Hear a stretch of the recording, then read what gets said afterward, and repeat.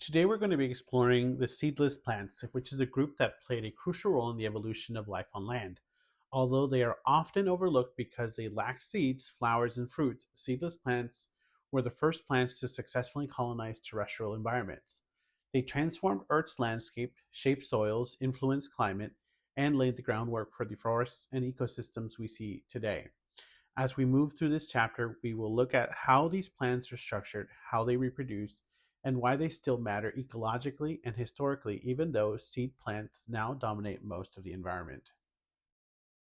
Seedless plants may seem minor today, but they once dominated the planet. About 300 million years ago, during the Carboniferous period, vast swampy forests of seedless plants covered the land. As these plants died and decomposed, they formed the coal deposits we mine today. Evolutionary evidence suggests that all plants share a single common ancestor, likely related to green algae. Moving onto land created a major change, including preventing water loss, supporting the body, and reproducing without water. While seeded plants eventually solved many of these problems, many seedless plants still depend on most moist environments for reproduction. The kingdom Plantae is incredibly diverse, with almost 300,000 cataloged species, and the vast majority of those are seed plants. This group includes familiar organisms like mosses, ferns, conifers, and flowering plants. Land plants evolved within a larger group called the Archaeoplastida, which also includes red algae and two groups of green algae. Biologists sometimes debate whether algae should be considered a plant, but most agree that at least some of the green algae belongs close to plants' evolutionary history. This is because chlorophytes and charophytes share key traits like land plants, including the same photosynthetic pigments such as chlorophyll A and B, which are not found in other algal groups. When plants transitioned from water to land, they encountered serious environmental challenges. Desiccation or drying out became a constant threat because air pulled moisture from tissues. Plants also lost the buoyant support that water provides, meaning they had to support their own weight against gravity. On land, plants were exposed to high levels of ultraviolet radiation, which can damage DNA. Reproduction became more difficult because sperm could no longer swim to reach the eggs. At the same time, land offered advantages. Sunlight is more abundant, carbon dioxide diffuses faster in the air, and early land plants had no animal predators, giving them an open landscape to colonize. Plants evolve different strategies to survive on land. Some species develop tolerances to desiccation, meaning they can dry out and later recover when water becomes available. Mosses are a classic example of this strategy.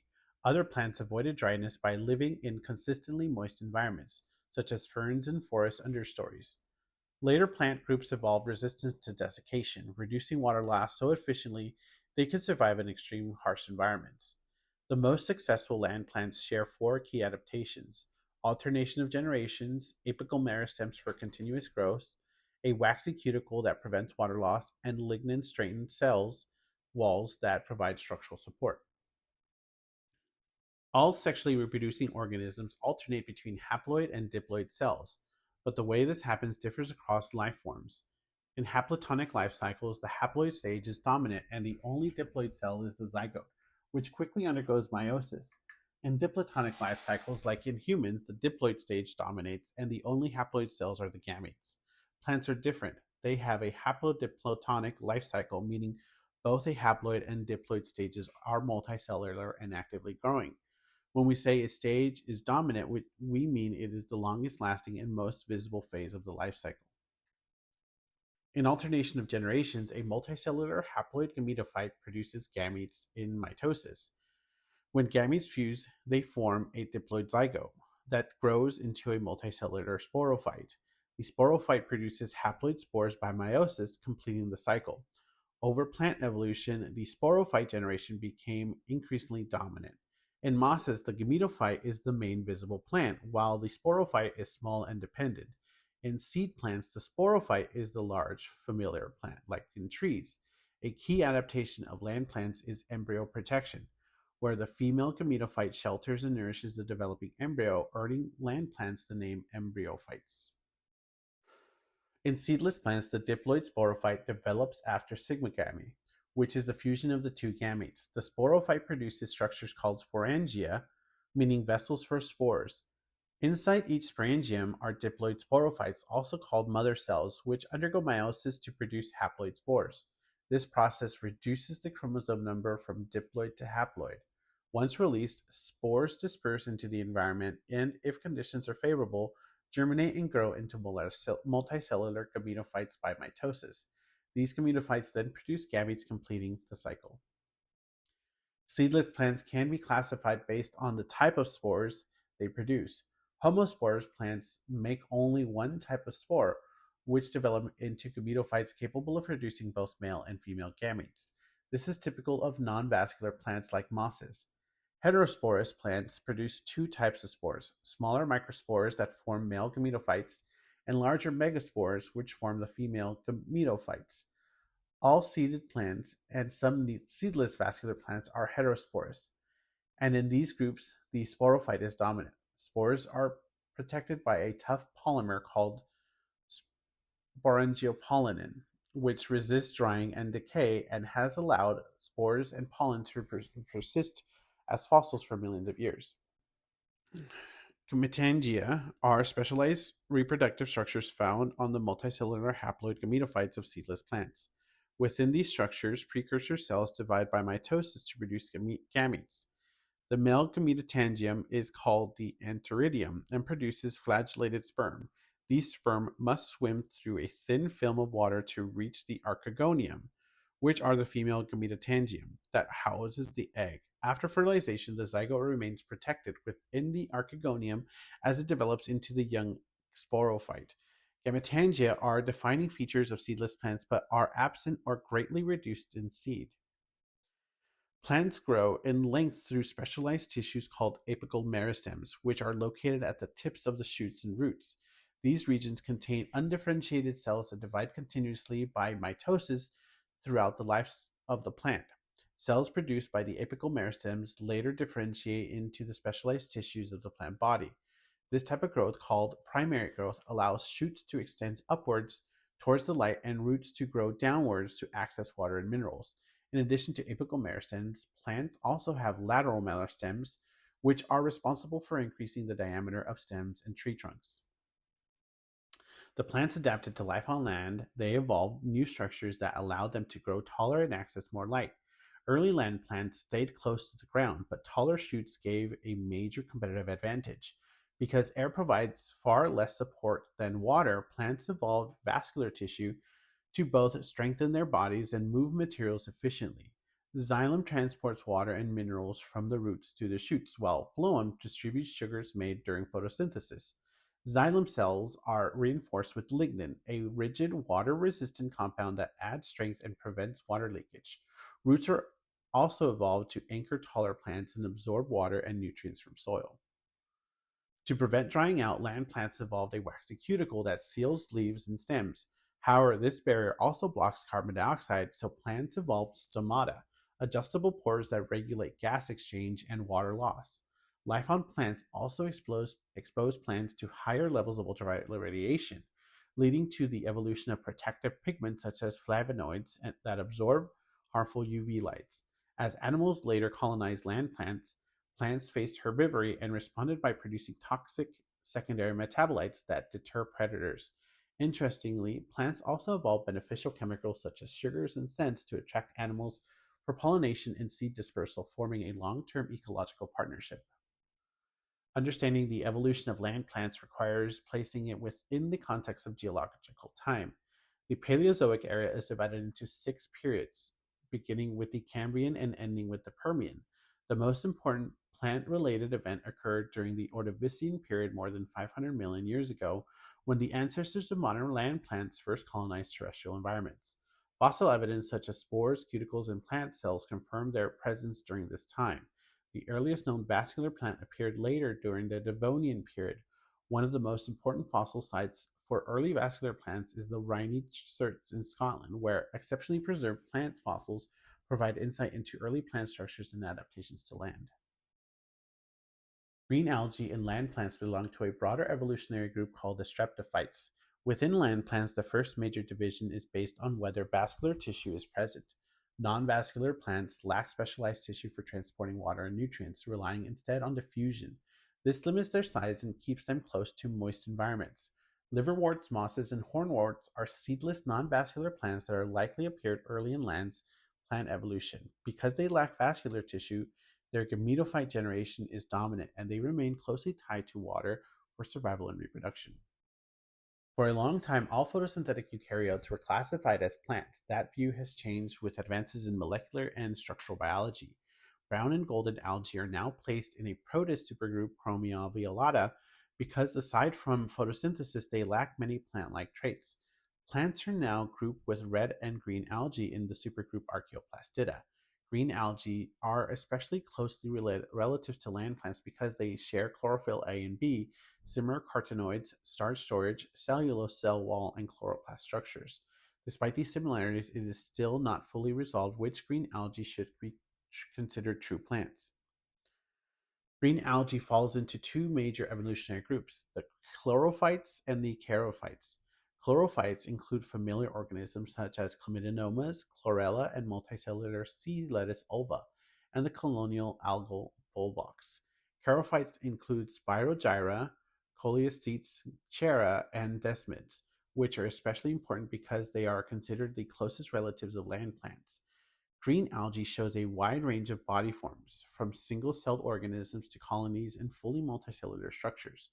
Most life in freshwater or moist environments, and some can tolerate periodic drying, a trait that has likely helped pave the way for plant life on land.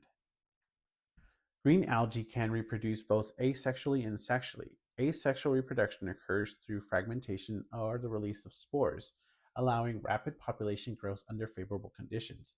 Sexual reproduction involves the production of gametes that fuse during fertilization. In unicellular green algae like chlamydomonas, fertilization produces a zygote that does not undergo mitosis to form a multicellular organism. In contrast, multicellular green algae such as ulva undergo mitosis under fertilization, forming a sporophyte and exhibiting alternations of generations. In both organisms, the gametes are flagellated, meaning they require water to swim and fuse.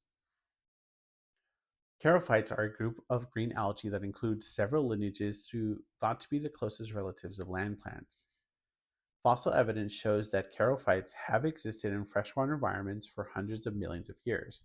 What makes them especially important is that they share key adaptations with land plants, such as producing lignin and sporopollenin and forming plasmodesmata that connect adjacent cells. Although their life cycles are haplotonic, meaning that the main body is haploid, the egg and zygote are retained and protected on the parent plant, an important step towards life on land. One well-known charophyte is chara, often called muskgrass because of its strong odor. Chara forms a large flexible thallus that whorled branches around from nodes, giving it a plant-like appearance. However, unlike land plants, it lacks true supportive or vascular tissue. Male and female reproductive structures form one on the nodes, and fertilization still requires flagellated sperm swimming through water. DNA evidence now suggests that Spirogyra and Desmids may be the closest living relative to land plants. Ongoing genomic research continues to refine our understanding of how plants first colonized land. Bryophytes are considered the closest living relative to the earliest land plants. Fossil evidence suggests that the first bryophytes, likely liverworts, appeared during the Ordovician period about 450 million years ago. Because bryophytes lack lignin and other rigid tissues, they rarely fossilize, although spores protected by sporopollenin all have survived. By the Silurian period, vascular plants had already spread across land, indicating that non-vascular plants must have evolved earlier. Today, more than 25,000 species of bryophytes exist, thriving mostly in moist habitats. Bryophytes are commonly called non-vascular plants because they lack true xylem and phloem, although they have simple conducting cells for water and nutrients. The dominant and visible stages of the bryophyte life cycle is the haploid gametophyte. All of the familiar structures, including leaf-like tissues, stems, and rhizoids that anchor the plants, belong to this haploid generation. Fertilization requires water because the sperms are flagellated and must swim to the egg. After fertilization, the embryo remains attached to and nourished by the parent gametophyte. The sporophyte is small, dependent, and produces spores inside the sporangium. Bryophytes are divided into three major groups. Liverworts are likely the earliest diverging bryophytes and often form flat thallus-like bodies. Hornworts are named after their long horn-shaped sporophytes that grow from the gametophytes. Mosses classified as bryophyta are most familiar groups that have upright stems with leaf-like structures. Together, these three groups illustrate how early solutions to life on land and provided important insight into how plants first adapted to terrestrial environments. Liverworts are classified as plants most closely related to the earliest ancestors of vascular plants. They likely represented one of the first successful lineages to colonize land. Today, more than 7,000 species of liverworts exist, and they can be found in nearly every terrestrial habitat on Earth. Liverworts occur in two main forms, lobate and thalloid. Liverworts have a flat-lobed plant body, while a leafy liverworts have small leaf-like structures arranged along stem. In liverworts, the dominant and visible life stage is the haploid gametophyte. The plant body is flat structured called a thallus, which is anchored to the substrate by root-like rhizoids. Liverworts lack a waxy cuticle and do not have true stomata. Instead, they have simple air pores that allow gas exchange but cannot close. Because the thallus absorbs water across the entire surface, liverworts are especially vulnerable to drying out. Liverworts reproduce both sexually and asexually. In sexual reproduction, male gametotangia called antheridia produce flagellated sperm, while female gametotangia called archegonia produces eggs. Fertilization requires water because sperm must swim to reach the egg. After fertilization, the zygote develops into a small sporophyte that remains attached to and dependent on the gametophytes. Meiosis within the sporophyte produces haploid spores that dispersed by water or wind. Many liverworts also reproduce asexually using gemme, which is a small plant fragment formed in cups on the thallus and splashed out by rain. Hornworts are a group of bryophytes distinguished by their long, narrow, horn-like sporophytes. Although they occur in a range of terrestrial habitats, they are always associated with moisture. One dominant life stage is the haploid gametophyte, which forms a flat, wrinkled thallus. One unique feature of hornworts is that each photosynthetic cell contains only one single chloroplast. Their sporophytes continue to grow throughout the life of the plant to the active meristemic cells at the base. Many hormones also form symbiotic relationships with cyanobacteria that fix atmospheric nitrogen, providing an important nutrient resource. Hornworts follow a typical plant pattern of alternation of generations. The gametophyte grows as a flat thallus on the soil and produces male antheridia and female archegonia embedded just beneath the surface. Fertilization requires water because the sperms are flagellated and must swim to the egg. The fertilized egg develops into a long, hollow sporophyte that emerges from the gametophyte. Unlike other bryophytes, the hornwort sporophyte contains stomata and grows continuously from its base. Meiosis within the sporophyte produces haploid spores, which are released as sporophyte splits open. Branch cells called pseudoelaters help propel spores farther into the environment. Mosses are the most numerous group of non-vascular plant, with more than 10,000 species identified. They occupy an impressive range of habitats from the tundra, where they form the main vegetation, to the shaded understory of tropical forests. In the cold regions, shallow rhizoids allow mosses to anchor without penetrating frozen soil. Ecologically, mosses play a critical role by slowing erosion, storing moisture and nutrients, and providing shelter for small animals. They also are highly sensitive to air pollution, which makes them a vulnerable and valuable biological indicator of air quality. The visible green plants we recognize as mosses is the haploid gametophyte, which is the dominant stage of the life cycle. Moss gametophytes have leaf-like structures arranged around a central stalk, but these leaves lack vascular tissues and stomata. Water and nutrients all are absorbed directly through the leaf surfaces. Mosses are anchored to their substrate by multicellular rhizoids, which resemble roots but do not absorb significant amounts of water. A simple conducting system runs through the stems but does not extend into the leaves, placing mosses in an intermediate position between other bryophytes and vascular plants. The moss life cycle follows the pattern of alternation of generations.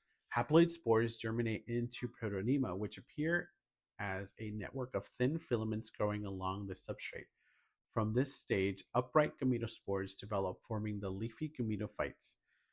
Male Antheridia and female Archegonia form the tips of the separate shoots. Fertilization requires water because sperm must swim to reach the egg inside the archegonium. The resulting zygote grows into the sporophytes that remains physically attached to the and nutritionally dependent on the gametophyte. Meiosis within the sporophyte produces haploid spores, completing the life cycle. Vascular plants, also called trachophytes, are the most dominant and visible plants on Earth. With more than 260,000 species, they make up over 90% of the plant's vegetation. Their evolutionary process is due to several key innovations, especially the development of vascular tissue that transports water, minerals, and sugars throughout the plant. These adaptations allow vascular plants to grow tall, spread into diverse environments, and compete efficiently for light. As a result, vascular plants occupy nearly every terrestrial habitat, from rainforests to deserts.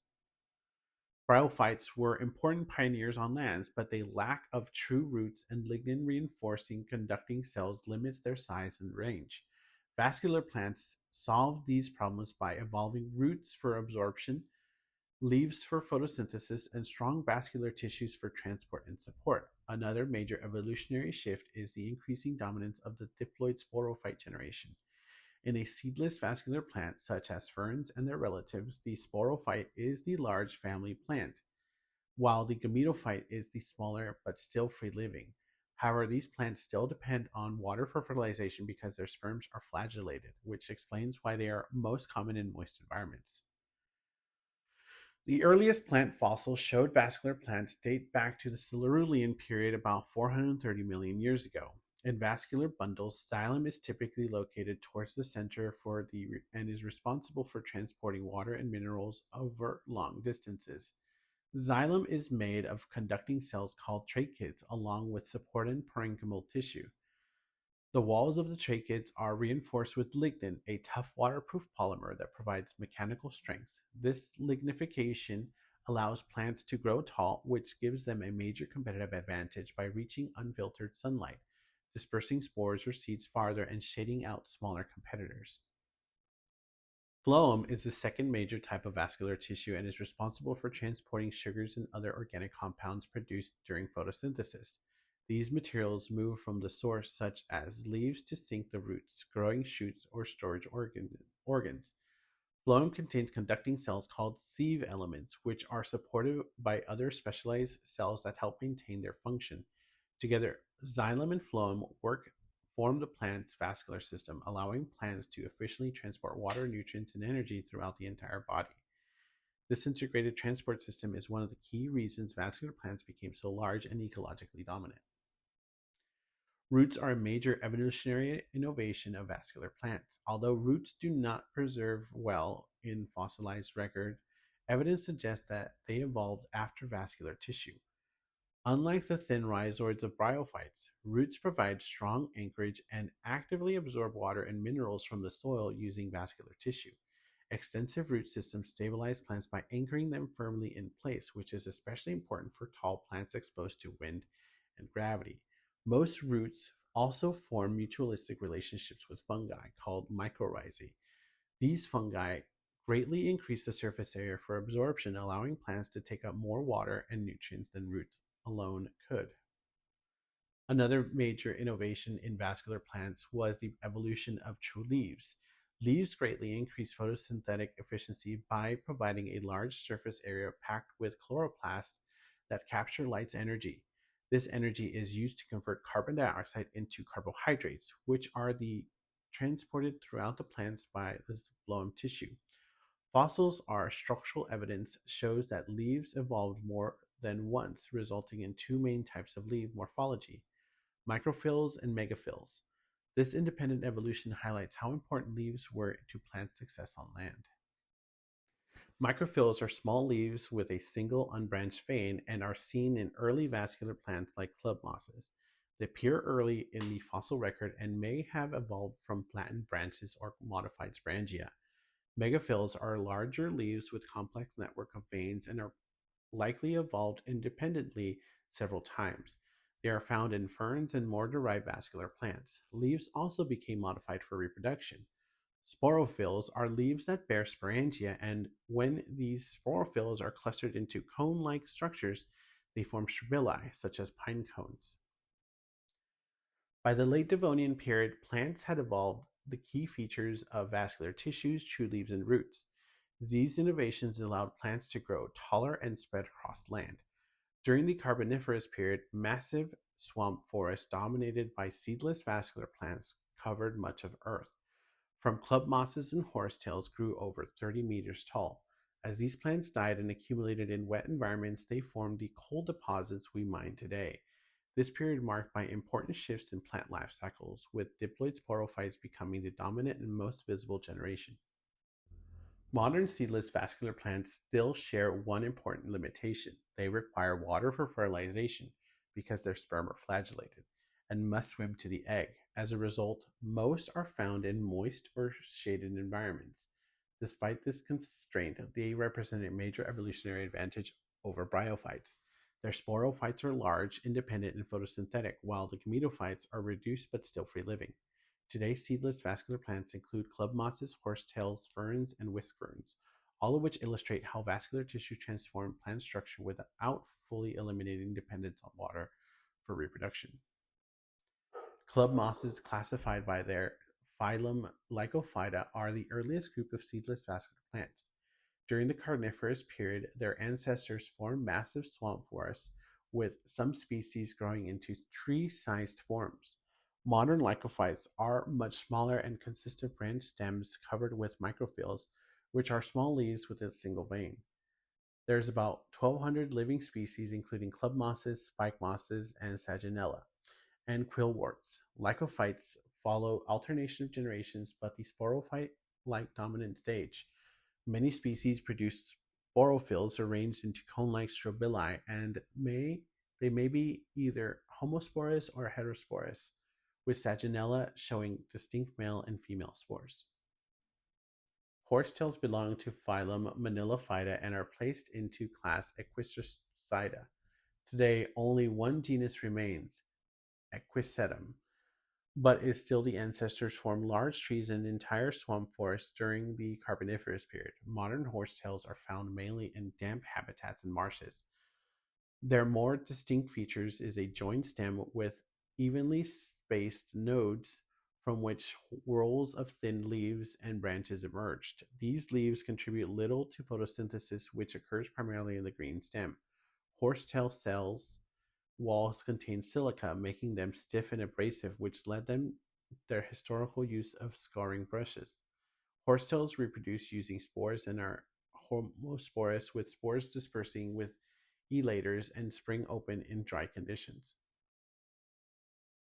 Whisk ferns belong to the class Xylotopsida with the phylum Manilophyta. Unlike most ferns, whisk ferns lack true roots and leaves, traits that were once thought to indicate a very primitive plant group. Photosynthesis takes place entirely in their green, dichotomously branching stems. Their reproductive structures appear as small yellow knobs that contain sporangia. Spores develop into very small gametophytes that produce both male and female gametangia. Although whisk ferns were once considered early vascular plants, DNA evidence now suggests they are more closely related to the true ferns and likely lost roots and leaves through evolutionary reduction rather than never having them. True ferns are most familiar and diverse group of seedless vascular plants. With more than 20,000 species, they occupy habitats ranging from tropical rainforests to temperate woodlands. Most ferns prefer moist, shaded environments, although some species can tolerate drier conditions. Ferns first appeared in the fossil record during the Devonian period and became widespread in the Carboniferous. The dominant stage of the fern life cycle is the sporophyte, which produces large, often highly divided leaves called fronds. Many ferns grow from underground stems known as rhizomes. The tree ferns develop upright trunks and elevate the fronds above the ground. Fern fronds serve as dual function. They carry out photosynthesis and also bear reproductive structures. Young fronds emerge as tightly coiled fiddleheads or chrozoids, which gradually unroll as they grow. On the underside of mature fronds are starry, clusters of sporangia where meiosis produces haploid spores. The spores disperse by wind and, if conditions are favorable, germinate into small heart-shaped gametophytes called prothali. The gametophytes are free-living and produce both male and female gametangia. Fertilization requires water because the sperms are flagellated and must swim to the egg. The resulting zygote develops into the new sporophyte, completing the fern life cycle. Seedless plants play a crucial role in ecosystems, especially during ecological succession. Mosses and liverworts are often the first visible organisms to colonize bare land, often after events like glacial retreats or volcanic activity, as well as disturbed areas where soil remains. Many spores disperse easily, allowing rapid establishment. In extreme environments such as in the tundra, bryophytes dominate because they lack true roots and can dry out and rehydrate quickly. Mosses form the basis of the tundra food chain, supporting herbivores like insects, musk oxen, and reindeer, which is in turn supports predators. Some bryophytes also associated with nitrogen fixating cyanobacteria, enriching the soil and facilitating the establishment of other plants. Seedless plants are also important in humans. Because bryophytes lack roots and protective cuticles, they absorb pollutants directly from rainwater, making them excellent biological indicators of environmental pollution. Their disappearance from the urban areas often signals declining air quality. Ferns contribute to ecosystems by accelerating rock weathering, forming topsoil and reducing erosion through spreading rhizomes. Humans have also used seedless plants for centuries. Moss is harvested as peat for fuel in some regions and is widely used as soil conditioners because of its ability to retain moisture. Ferns are popular ornamental plants, and some species have been used traditionally as food and medicine, highlighting the long standing relationship between seedless plants and human culture.